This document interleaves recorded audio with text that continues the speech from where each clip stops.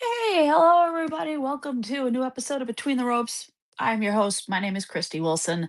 Welcome to the show presented to you by Playback TV, Nova and Novik Sportsbook. You can catch us, of course, YouTube, Twitch, Kick, here at Playback TV, of course. So here we go. There's a lot of stuff that has happened this week, and it's been pretty crazy. Yeah, there's all the stuff going on with SmackDown. New United States Champion Chelsea Green, that woman's asking to get put in the roaster wrestler segment, and yeah, I think she's going in there next week. Spoiler alert. And yes, I'm going to get to one topic right away because of the shirt I'm wearing. That's right. Feel the wrath. Feel the wrath. That is your AEW Women's Tag Team Tournament update.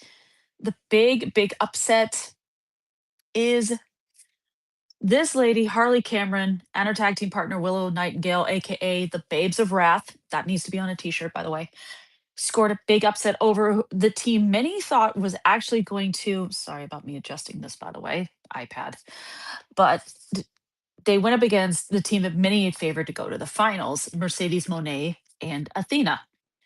Well, didn't happen because Willow and Harley got the upset. They're now going to be facing Julia Hart. By the way, happy birthday, Julia Hart. Happy birthday. And Miss Sky Blue in the title tournament. So, aka Sisters of Sin. So that should be interesting. A lot of shenanigans happened during that match. Billy Starks, who's Athena's protege in Ring of Honor, tried to help out by grabbing the belt so Athena could use as a weapon. That didn't work. Chris Statlander, who Mercedes Monet has a match against for that AEW Women's title at Full Gear on November 22nd, got in.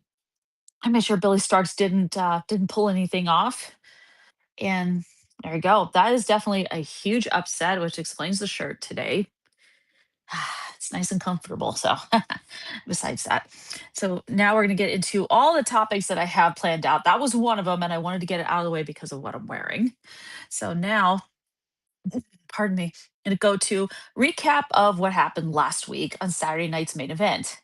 Now, Wrestler of the Week and Roast a Wrestler for this week ties into this, but I'll talk about those two later. Recap, this was four title matches, and I was surprised because WWE, I don't know if they've ever done this before with this since, I mean, even back in the 80s when they used to do this event all the time. I don't know how many title matches they actually ever ended up having. I don't think it was four. Definitely was not four. So, but here are the results. I gave you my picks last week. Shockingly, I went 4-0, and never do that when I've done picks before on any of these events because I usually get at least one or two or three or the whole damn thing wrong. But here you go. Cody Rhodes versus Drew McIntyre, undisputed WWE Championship on the line. Cody won. Dispute over, did Drew bring in the title? Because if you know the stipulation that was put into this match, which was if Cody gets counted out or DQ'd, he loses. Well, Drew pulled the title in and Cody DDT'd him on it without the official noticing anything.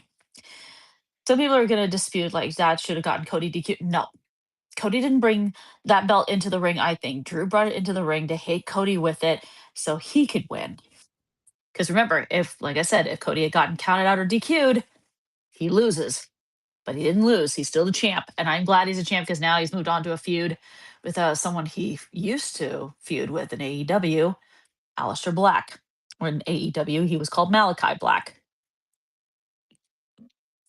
But and we'll see how that feud goes. So we can get back into recapping Saturday night's main event.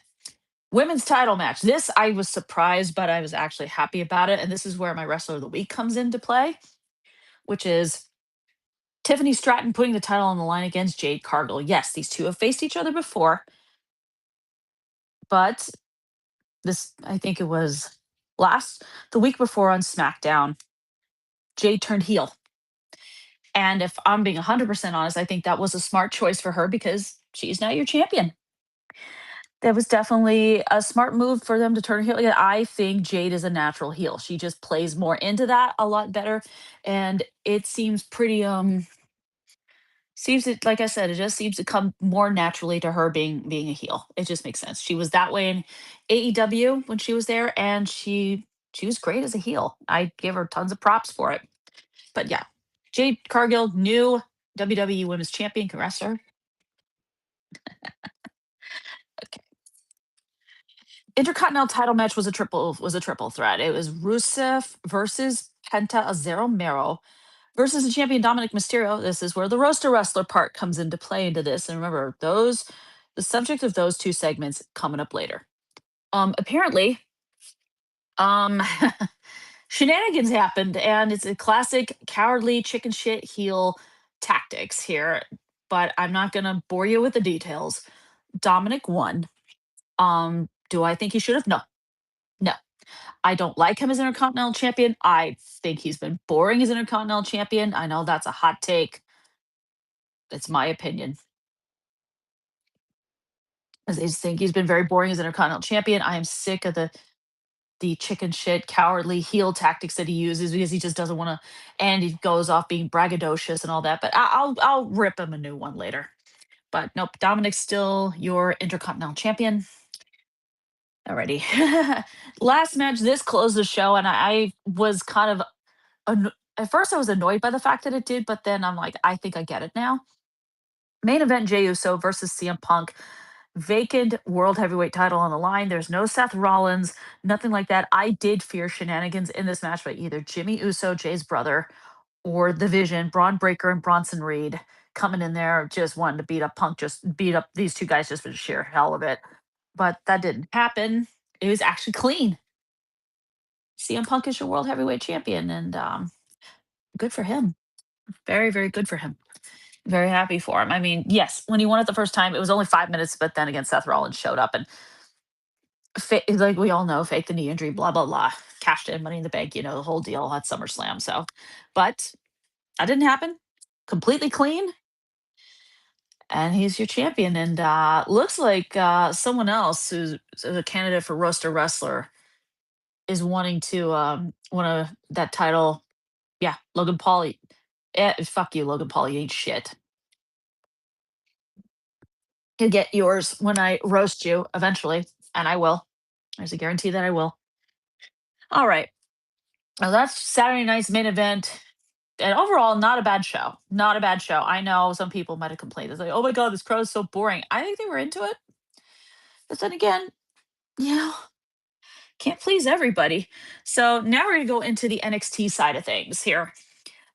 We've got NXT Gold Rush coming up, and that is coming up this coming Tuesday. Matches set up for it. One clearly seemed to get attention, and this was something I didn't expect at all. This was like, if you've seen the TikTok video I posted on the show's TikTok account, which is a reactionary video, you'll understand what I'm talking about. The caption I put on it said it best. The duo I didn't know that I needed. I think this is a duo nobody knew that they needed, but there you go. We all know All Ego Ethan Page is the current NXT North American champion, and Chelsea Green, candidate for roaster wrestler for next week, is now the new United States champion. The women's, I'll get to it some other time. She and him teamed up. They are the Triple A mixed tag team champions. There has been the usual braggadocious heel selves on NXT, and they're going to face Joe Hendry and a partner of his choice at Gold Rush. Many wondered who would his tag team partner be, because there's a good number of women on the NXT roster he could team up with. Who would he team up with? Well, it's Thea Hale, and they're challenging Ethan Page and Chelsea Green for those AAA mixed tag team titles at Gold Rush. I'm going to be cheering for them because these two seem to have a fun vibe. Yeah, Joe Hendry came up with a cute little theme song for Thea. Very cute. She's wearing the similar clothes to him with the blue top and the white slacks. It's great. Hope these two can work well together. I hope they do, you know, because believe me, I think heels need to get what's coming to them. If you know wrestling storylines very well, they need to get what's coming to them. And I feel like All Ego Ethan Page and Chelsea Green, especially Chelsea Green, is going to get what's coming to them. So that's going to be, whoo, I'm telling you. It's definitely going to be a really interesting thing. Definitely interesting. So let me get this. So there's a lot of stuff also going on, but I'm going to be doing some things here. Let's definitely got the Gold Rush stuff going on. And there is, of course, speaking of Gold Rush, there is a big announcement coming up with our women's champion, Tatum Paxley. Who knows what she's going to say? We know Lola Vice, and Izzy Dame lost their triple threat match, six woman tag team match against Fatal Influence. Look, let's face it. I think JC Jane wants a rematch for that title at NXT Deadline. That's where I think this is leading up to. And then I think there's something else going on the side.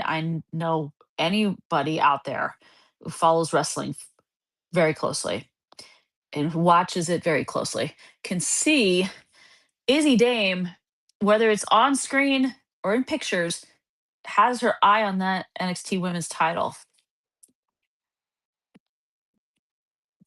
I would not trust her. And I have roasted Izzy Dame on this show. I have. She's not, absolutely is not Tatum Paxley's friend. She doesn't like the fact that in the culling, it looks like she's being replaced by the woman who holds gold in that faction.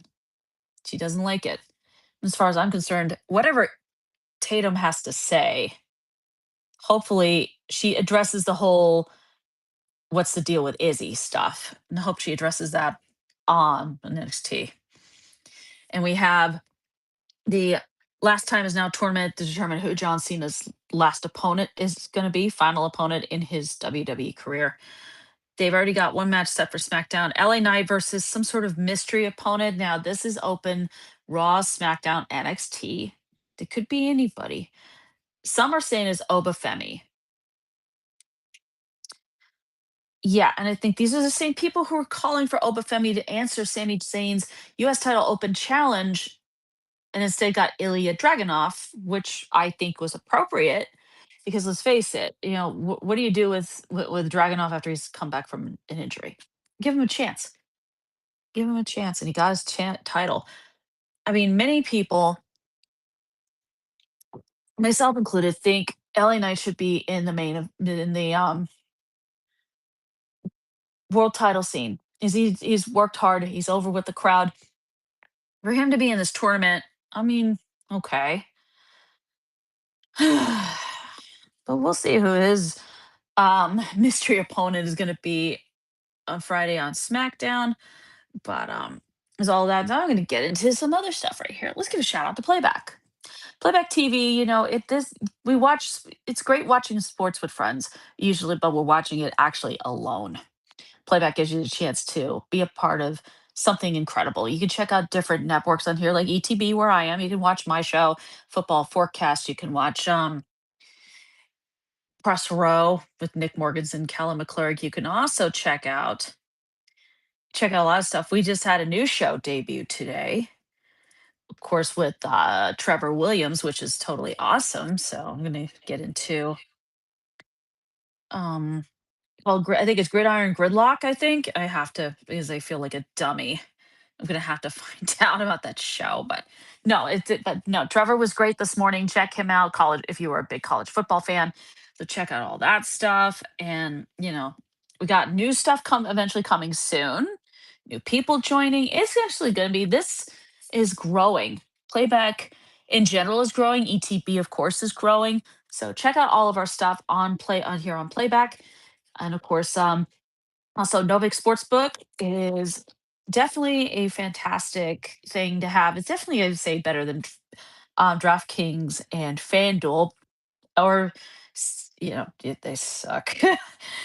So basically, you can check out Novik. You're not betting against the house. You're playing against real fans. And of course, if you use the code ETP Network, you can get 1,000 Novik coins. You can do $5 Novik cash just for signing up, that sort of thing.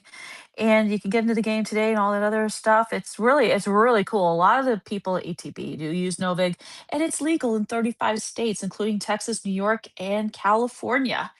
Of course, just download the Novak app. You can find it on, of course, the App Store. I think you can find it on Google Play. Gamble responsibly. Of course, if you have a gambling problem, call 1-800-GAMBLER and they'll help you get the help that you need there. So there's a lot of other wrestling related stuff. Of course, you got birthdays like the limitless one, Keith Lee. I miss him though. He's been gone for a while. And someone came up with excuse me, possible ideas for possible final for someone who could face out. Going back to the LA Knight topic. Because I'm looking at something on X, and let's face it, a few of these I will dispute that. I will get rid of a few of them right now. Edge, Adam Copeland, no, he's in AEW. He's also busy working as an actor right now.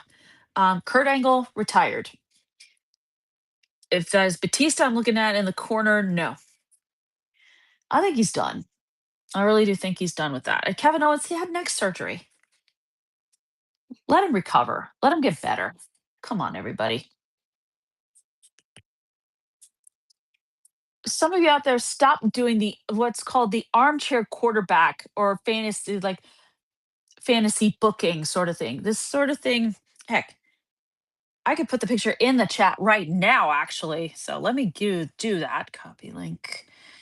Go over here. I can actually put this darn thing in here right now, and you can be able to see what it is. Let me turn this around here a little bit so I can putting it in right now. So if you see this, here we go. Yeah, there's your picture. There is that picture. And let me tell you, the fantasy booking sometimes with wrestling fans just annoys the shit out of me because I'm like, listen, let the process happen. Let it. And if you don't like it, you don't have to watch it, but you're going to have to deal with it if you are going to watch it. So there you go.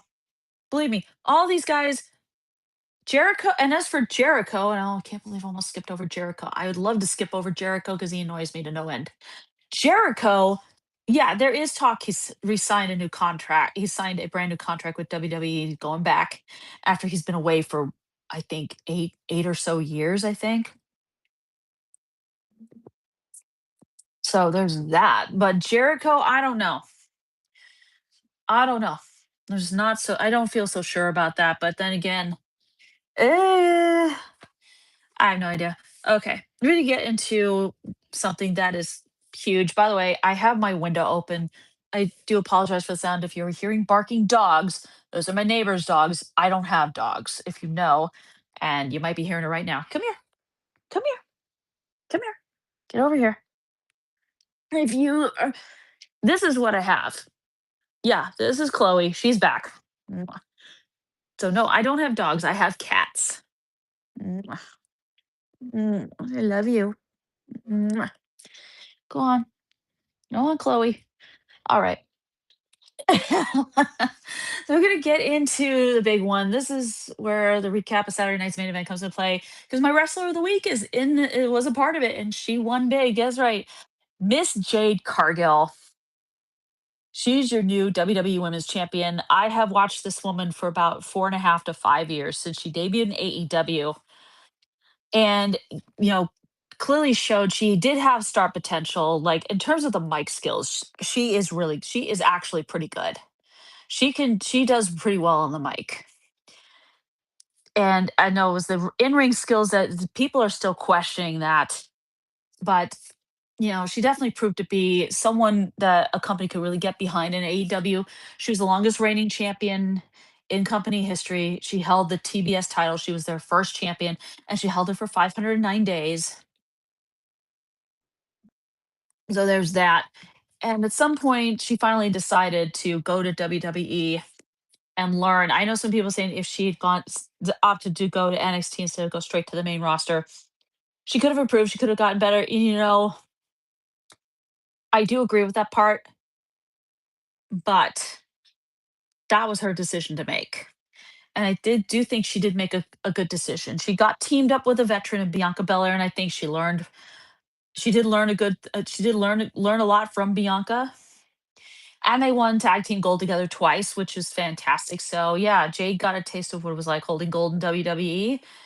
Decided to go for a singles run or go on a singles run, especially when Bianca hurt. I think it was her finger, And yeah, like I said earlier, first two matches she had against Tiffany Stratton didn't end well because there were shenanigans involved, of course.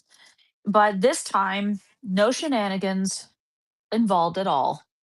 At Saturday night's main event, one clean, you know, definitely showed as a heel, she can be badass. She could definitely be badass. She's got all the she's definitely got what it takes to be a star. She has held championship gold before. For all of you whining that you don't think her title reign is gonna last a long time, go back over. There's probably some of her matches are on AEW's YouTube channel. Go look it up. And there are matches that she had where she did go longer than you would normally think she could. She can go. She can definitely go. She used to say, I'm that bitch. Well, guess what? She is that bitch. She is that champion. And if and BFAB, madam, if I were you, you shouldn't have tried to push your luck with Jade. You really shouldn't have, because now you're gonna get it in your match next week on SmackDown. Because I think Jade's gonna beat you. No offense, Miss BFAB, but Jade's gonna beat you. There's no question about it. She's gonna hit her finisher, Jaded, and you are gonna be out 1, 2, 3. So Jade is awesome and a badass at the same time, a natural heel, like I said earlier in the show. She just has what it takes. I really think she does. Yes, like everyone else, I think she can get better. There's definitely no question about it. And she can definitely go in the ring, and she definitely does nicely on the mic. So there she is. She's your wrestler of the week, Miss Jade Cargill. Roaster Wrestler, this one, I'm sure a lot of programs have ripped this individual to shreds on more than one occasion. Hold on a second. Come here. You wanting the shot again? Huh? Okay, yes, you're gonna see it first. Watch me do Roaster Wrestler with this little one in with me holding Chloe here. You want to see me do that? Huh? Mhm. And Nico, if you're there behind the scenes, clip what I'm about to say starting right now. Okay, here we go. Dominic Mysterio, you are the subject of this week's Roast a Wrestler, and I'm going to let you have it here, little boy. Let's face it, you are the son of the great Rey Mysterio, and yes, we've seen you as a little boy in that famous storyline of the late great Eddie Guerrero saying he's your daddy. And they had the famous ladder match for custody of Dominic. Let's face it, that was pretty epic. But let's face the facts here. Dominic, you come into the ring, you team up with your dad, you win tag team gold. That's great and everything. At some point along the line, you begin to descend into a heel. You begin descending into a heel. You join a faction called the Judgment Day. Why? Because Rhea Ripley decided to wrap her legs around your head and start basically screwing with you, pretty much. Is that what it's all about? Is that what you did it? Decided to turn against your dad? And you call him a deadbeat and everything else, and you just turn to a disrespectful little shit. Let's put it to you that way. At some point, I mean, even after the WrestleMania 39 match between you and your father, where your father whipped your ass with a belt. Thank you, God, for that, by the way.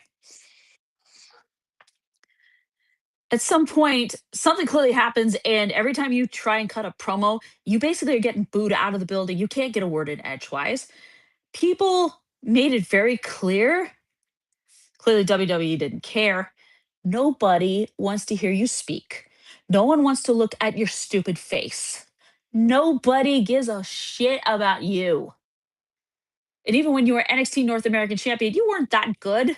You weren't that good of a champion. I mean, my God, you lose the title to Trick Williams only a few days later to take it from him. That was a bullshit move, and I've never forgiven WWE for that ever since. A lot of things I've never forgiven WWE for. That was one of them. Now, you're not only the Intercontinental Champion, you are now the AAA Mega Champion. And let's face it, I don't like you holding either belt. You bring dishonor to those championships. And the fact that your father, Rey Mysterio, WWE Hall of Famer, comes out and confronts you when you say you're the greatest luchador of all time. That's bullshit. You are not the greatest luchador of all time. Hell, you can't even lace up the boots of any great luchador out there, not your dad's, and not even the late great Eddie Guerrero. Never refer to him as your daddy because that is old as shit.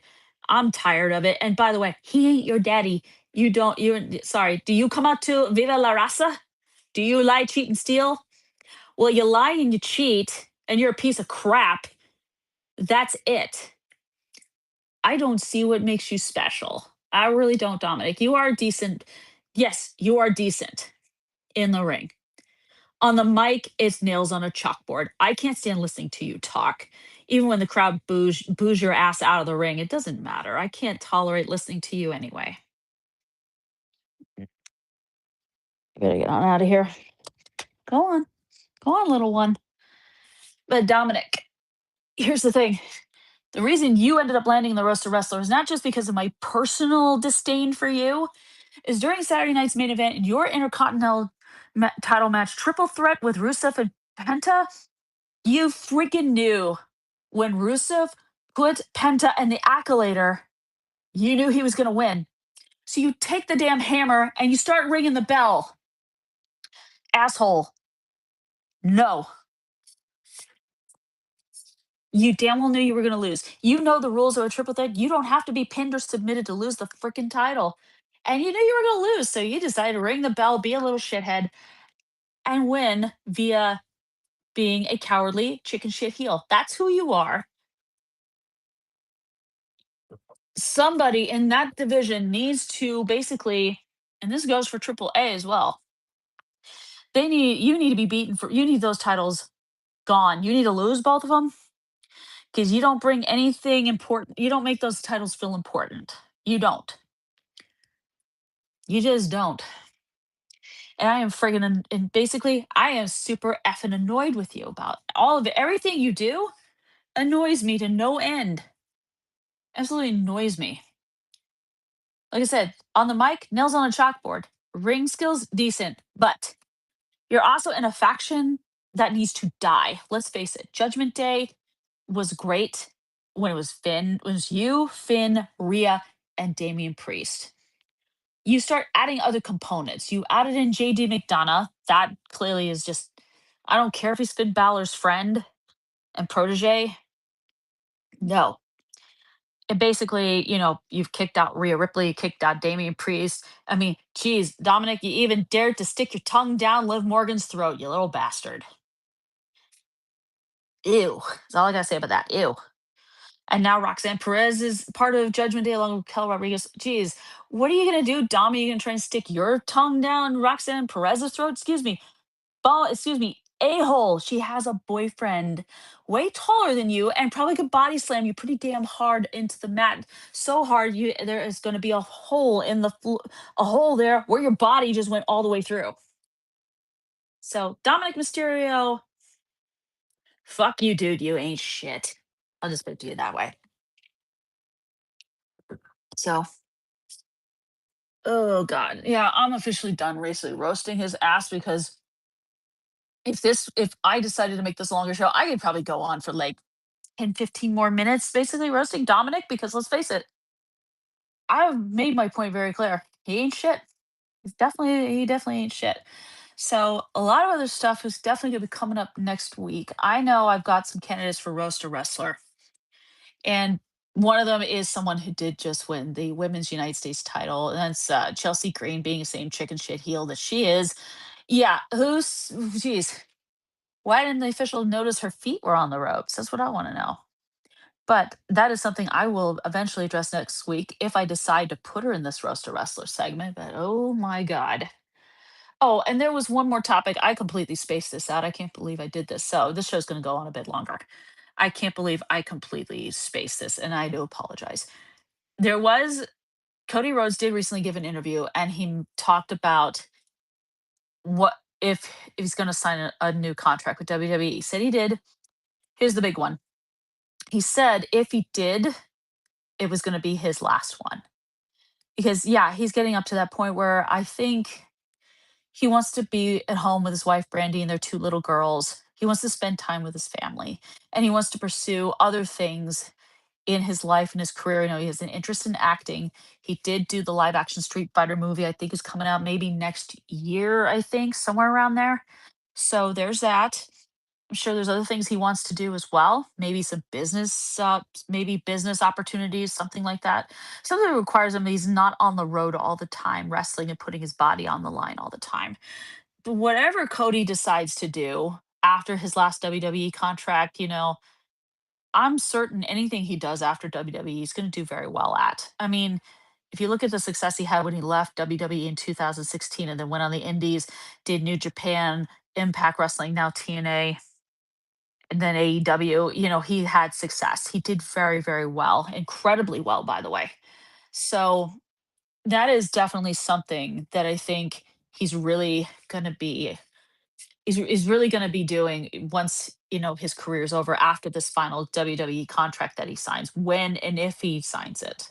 I think the big question is when he signs it. There you go, and that's going to be it. But that's going to be it for today. And I want to thank everyone for watching, everyone in the chat, everyone, whether it's Kick or Twitch, YouTube, you name it. This is thank you for watching Between the Ropes. Whew. I did go on a little longer than I thought, but hey, I can't believe I almost forgot that one topic. And I had it planned, and it's on the screen in front of me here. But thank you so much for watching. Between the Ropes brought to you by Playback TV and Novik Sportsbook. I will see you folks. And also check out all your TP related stuff, including November 12th, Playback's big day. Going to do NBA Whip Around. I might make an appearance to helping and Playback trying to help with the whole YouTube TV situation, which by the way just gets stupider by the minute. So also, check out Gridiron Gurus tomorrow, and then of course Red Zone TV. If I can get my ass out of bed, you will definitely see me. So enjoying 7.5 hours of football. So that's going to be it for me, and I will see you folks next week for a new episode of Between the Ropes. Thank you